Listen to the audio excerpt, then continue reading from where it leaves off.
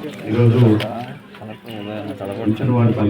కూచివాడిపల్లి గ్రామానికి రావటం, అదేవిధంగా ఇక్కడ ఈరోజు మన జిల్లాలో మొట్టమొదటిసారి ఈ స్వచ్ఛ రథాన్ని ప్రారంభించుకోవటం అనేది చాలా సంతోషం. ఈ కార్యక్రమానికి ఇచ్చేసినటువంటి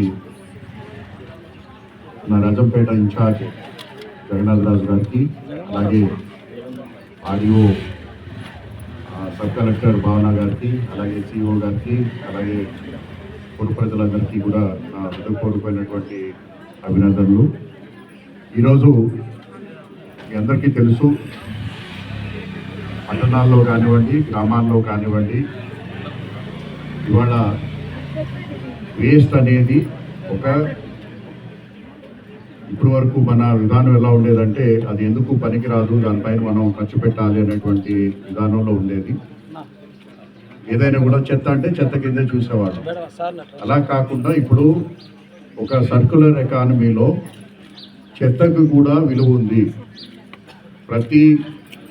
ప్రతి ఇంట్లో జనరేట్ అయినటువంటి చెత్తని అది తడి చెత్త కింద, పొడి చెత్త కింద విడదీసుకుని తడి చెత్తని పూర్తిగా మనం రీసైకిల్ చేసే విధానంగా, అంటే మనం కంపోస్ట్ చేసి మళ్ళీ దాంట్లో ఉన్నటువంటి న్యూట్రియంట్స్ అన్నింటినీ కూడా మళ్ళీ భూమిలోకి పంపించే విధంగా మనం ప్రతి గ్రామంలోనూ కూడా ఈ యొక్క ఎస్డబ్ల్యూసి సెంటర్స్ ద్వారా మనం చేస్తున్నాము.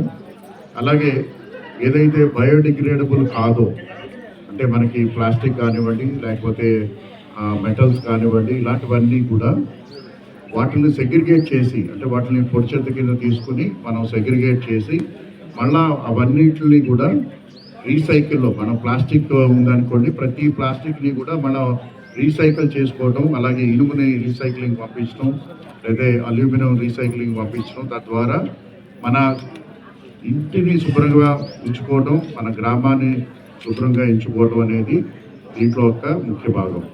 ఇవాళ చాలా గ్రామాలు చూస్తున్నట్టయితే ప్రతి గ్రామం మొదట్లో అలాగే చివరిలో ఒక రోడ్డు మీద వెళ్తుంటే ఏముంటాయి, వెల్కమ్ బోర్డులు కొన్ని చోట్ల ఉంటాయి.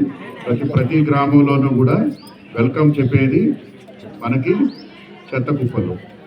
ప్రతి రోడ్లోనూ కూడా మనం వెళ్ళేటప్పుడు గ్రామానికి ముందు ఒక చెత్త కుప్ప ఉంటుంది, గ్రామం తర్వాత ఒక చెత్త కుప్ప ఉంటుంది. దాంట్లో కూడా చూసినట్టయితే ఎక్కువ భాగం మనకి బయోడిగ్రేడబుల్ కానటువంటి ప్లాస్టిక్. ఎక్కడ చూసినా కూడా ప్లాస్టిక్, వాటర్ బాటిల్స్ కానివ్వండి, లేకపోతే మీరు డైరీ క్యారీ చేసే బ్యాగ్స్ కానివ్వండి, ఎక్కడ చూసినా కూడా ఇవాళ మన గ్రామాలు ఒకప్పుడు ఒక పచ్చదనంతో, శుభ్రంతో ఉన్నటువంటి గ్రామాలు ఇవాళ ఎక్కడ చూసినా కూడా ఇటువంటి చెత్త, అంటే ముఖ్యంగా ప్లాస్టిక్ చెత్త అనేది చాలా భయంకరంగా పెరుగుతూ ఉంది.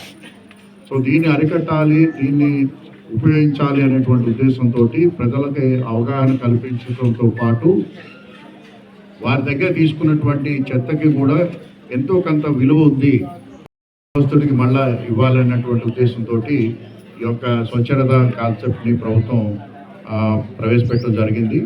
దీంట్లో ముఖ్యంగా ఏంటంటే మీరు ఏదైతే ఇంట్లో మీరు సెగ్రిగేట్ చేసి ఒక చిన్న డబ్బాలో కానీ సంచిలో కానీ ఇటువంటి ప్లాస్టిక్ ఏదైతే ఉందో దాచిపెట్టినట్టయితే మీరు వారానికో 10 రోజులకో ఈ స్వచ్ఛరథం మీ వీధిలోకి వచ్చినప్పుడు అది వాళ్ళకి అందజేస్తే దాన్ని వే చేసుకుని దానికి ఒక విలువ ఉంది. ఎంత అంటే ఇందాక సిఓ గారు చెప్పారు, 1 కేజీ ప్లాస్టిక్ బాటిల్స్ ఉన్నట్టయితే దానికి విలువ 20 రూపాయలు. ఆ 20 రూపాయలతో మీరు మీకు కావాల్సినటువంటి వస్తువుని, ఎందుకంటే ఈ స్వచ్ఛరథంలో మీరు డైలీ వాడుకునేటువంటి వస్తువులన్నీ కూడా అందుబాటులో ఉంటాయి. మీకు కావాల్సినటువంటి వస్తువుని మీరు ఇచ్చినటువంటి చెత్తకి మనం తీసుకోవచ్చు. ఇది మీరందరూ కూడా పూర్వకాలంలో ప్రతి గ్రామంలో కూడా ఉండేది. ఏది మనం ప్రతి వాళ్ళు కూడా సైకిల్ మీద లేకపోతే రిక్షా మీద వచ్చి ఏదైనా ఇనుపు ముక్కు ఇచ్చినట్టయితే ఒక చక్కగా ఉల్లిపాయ కానీ లేకపోతే ఏవి కానీ ఇచ్చేవాళ్ళు. అయితే మీరు ఇచ్చేదానికి వాళ్ళు ఇచ్చేదానికి ఏది సంబంధం ఉండేది కాదు. సో మీ దగ్గర ఒకటి ఇస్తే పక్క ఇంట్లో ఇంకోటి, ఇంకో పక్క వీధిలో ఇంకోటి ఇచ్చేవాళ్ళు.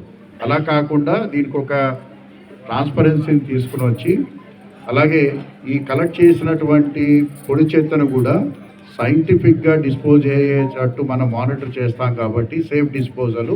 సో దీనివల్ల ఒకటి పర్యావరణానికి మనం పూర్తిగా మనం న్యాయం చేయడమే కాకుండా ఒక సస్టైనబిలిటీని తీసుకురావడమే కాకుండా గ్రామాల్ని ముఖ్యంగా ప్రతి ఇంటిని కూడా ఎలాగైతే తడి చెత్తని మనం ప్రతిరోజు మనం తీసుకువెళ్ళి ఉన్నటువంటి ప్లాస్టిక్ని ఈ రీసైక్లింగ్ విధానం ద్వారా, అదేవిధంగా దాని ద్వారా కూడా ఎంతో కొంత ఒక చిన్న 20 రూపాయలు అంటే 1 కేజీ ఉల్లిపాయలు వస్తాయి. ఇంట్లో ఉన్న వాళ్ళకి 3-4 రోజులు సరిపడా ఉల్లిపాయలు వస్తాయి.